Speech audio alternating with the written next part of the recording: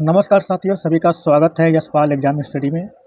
आज हम पढ़ेंगे कोहलर सिद्धांत, जो कि यूपी टेट में यहाँ से 5 से 6 नंबर बहुत ही आराम से पूछ लिए जाते हैं। पहले हम कोहलर का सिद्धांत पढ़ेंगे, थ्योरी पढ़ेंगे, फिर उसके बाद हम कोहलर से संबंधित 20 प्रश्न लगाएंगे जो कि हमने यूपी टेट के प्रीवियस ईयर पेपर से लिए हैं। ठीक है, चलिए हम देखते हैं पहले कोहलर का सिद्धांत। इसे अंतर्दृष्टि का सिद्धांत यानी इनसाइट थ्योरी ऑफ लर्निंग कहा जाता है। यह सिद्धांत वॉल्फगैंग कोहलर ने दिया था और यह गेस्टाल्ट मनोविज्ञान पर आधारित है। सिद्धांत का मुख्य विचार: कोहलर के अनुसार सीखना केवल प्रयास त्रुटि यानी ट्रायल एंड एरर से नहीं होता है, बल्कि यह कई बार समस्या का हल अचानक सोच यानी इनसाइट से मिल जाता है। जब व्यक्ति पूरी परिस्थिति को समग्र रूप में समझ लेता है, मतलब समस्या को टुकड़ों में नहीं पूरे रूप में समझना सही समाधान है। कोहलर ने चिंपैंजी पर प्रयोग किया। चिंपैंजी को केला ऊंचाई पर लटका दिया गया, पास में डिब्बे या छड़ियाँ रखी गईं। पहले असफल हुआ, फिर अचानक समझ आया कि डिब्बों को जोड़कर या छड़ियों को मिलाकर केला प्राप्त किया जा सकता है। यह समाधान अचानक समझ इनसाइट से हुआ, न कि धीरे धीरे अभ्यास से।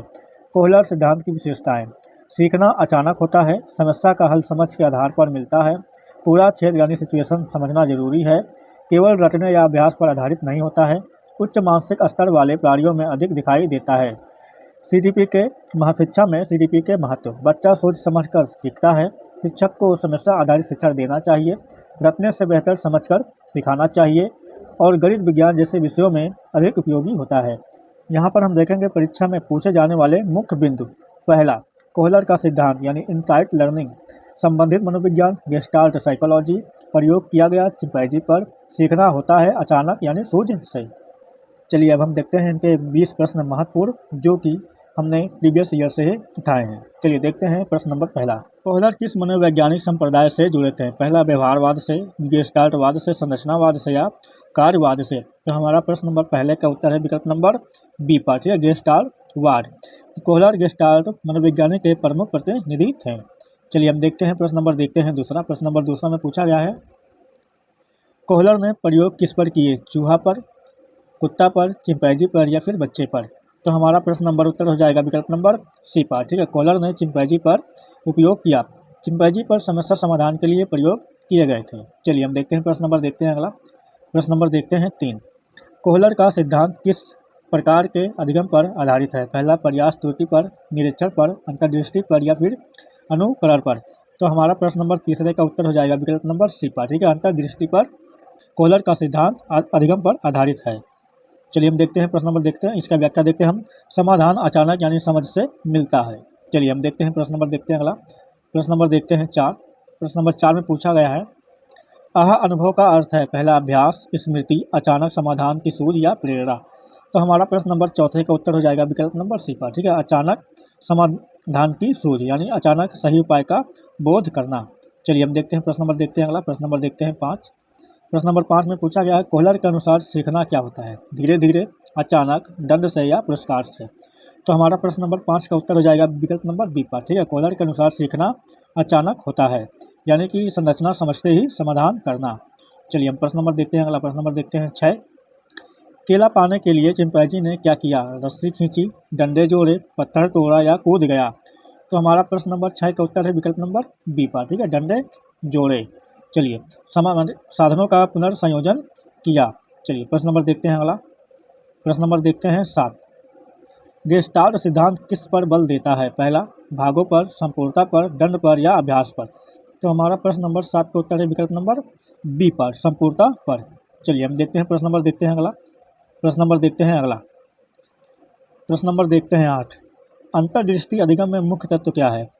पुनरावृत्ति, समस्या की संरचना समझना, पुरस्कार या अनुकरण। तो हमारा प्रश्न नंबर 8 का उत्तर हो जाएगा विकल्प नंबर बी पर, ठीक है, समस्या की संरचना समझना। चलिए प्रश्न नंबर देखते हैं अगला। प्रश्न नंबर देखते हैं 9।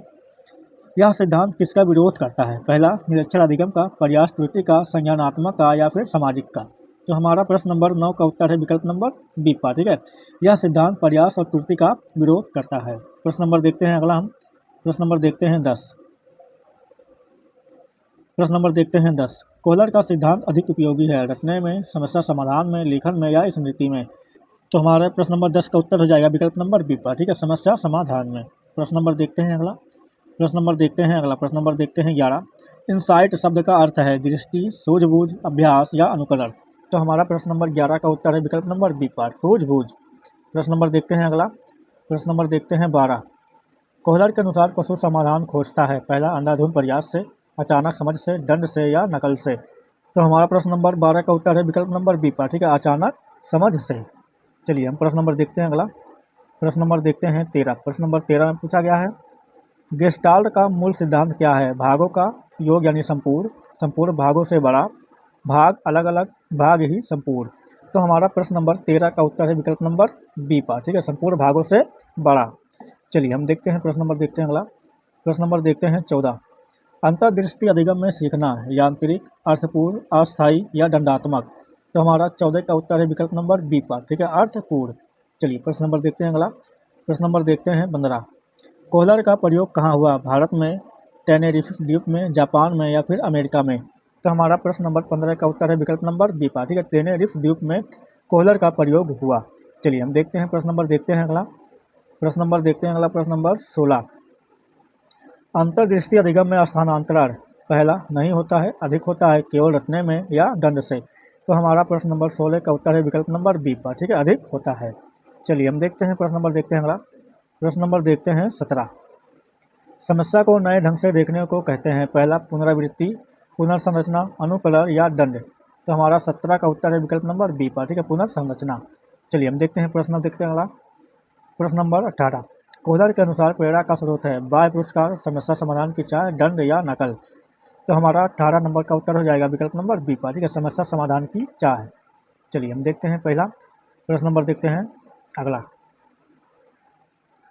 प्रश्न नंबर 19। अंतर्दृष्टि अधिगम किसका उदाहरण है?